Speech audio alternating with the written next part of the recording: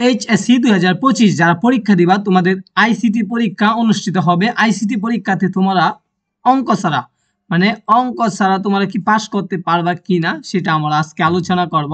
যেহেতু তোমাদের আইসিটি বইতে অঙ্ক আসে, থিওরিও আসে, তোমরা যারা আইসিটি বইতে একবারে লওই নাই পড়োই নাই, বেশি অঙ্কগুলা তোমরা প্র্যাকটিস করো নাই, পড়ো নাই, তো তোমরা কি পাস করতে পারবা কিনা চলো আমরা আজকের ভিডিওতে একবারে উপায় সম্পর্কে সম্পূর্ণ জানি।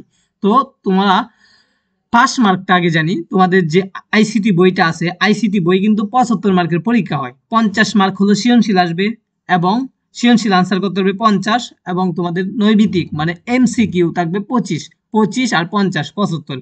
তো সৃজনশীলে 50-এর মধ্যে কত হলে পাস করবা?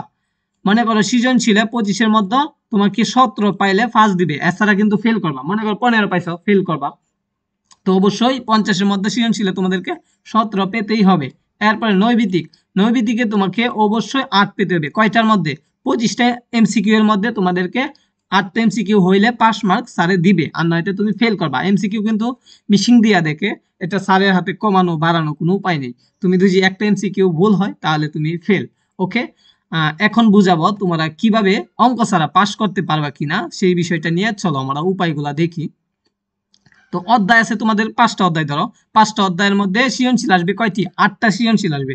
8টা সৃজনশীলের মধ্যে তোমাকে 5টা সৃজনশীল আনসার করতে হবে। এখন দেখি প্রথম অধ্যায়ে মনে করো তোমার সৃজনশীল আসবে, প্রথম অধ্যায়ে সৃজনশীল আসবে একটা সৃজনশীলে তাকে 10 মার্ক। এরপরে দেখি দ্বিতীয় অধ্যায়ে সৃজনশীল আসবে একটি কি দুইটি। তো দুইটা বা একটা সৃজনশীল আসলে তাহলে থাকবে ধরো দুইটি আসবে ধরো।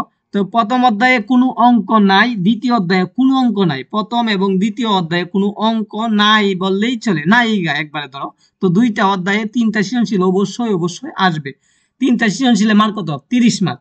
30 মার্কের মধ্যে তুমি কি 17 পাইবা না? ধরো দুইটা সৃজনশীলে তুমি এত সুন্দর করে লেখছো যাতে 20 বা 18 দিয়া দে সারে, তাহলে কিন্তু সৃজনশীলে তুমি পাস করে যেতেছো।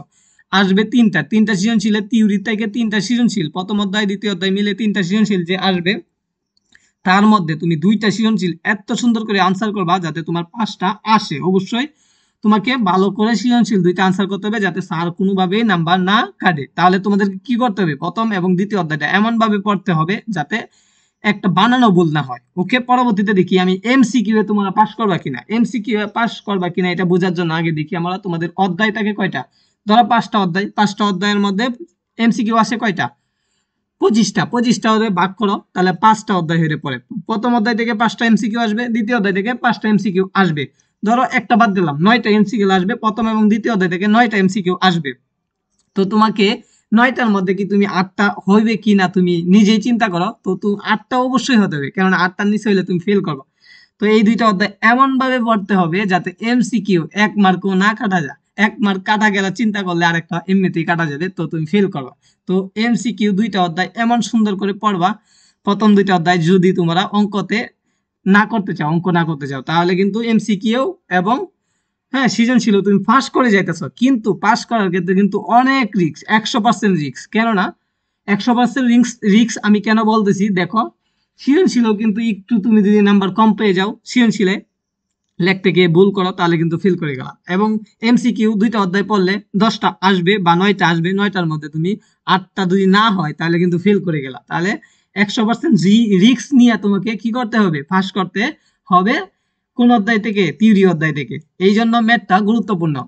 তো ম্যাথ ছাড়া তুমি ভালো রেজাল্ট করতে পারবে না আশা করো। এবং যারা এ প্লাস পাইবে তাদের তো কোনো বিকল্পই নেই, 5টা অধ্যায় ভালো করে শেষ করতে হবে, কোনো অধ্যায় বাদই দেওয়া যাবে না।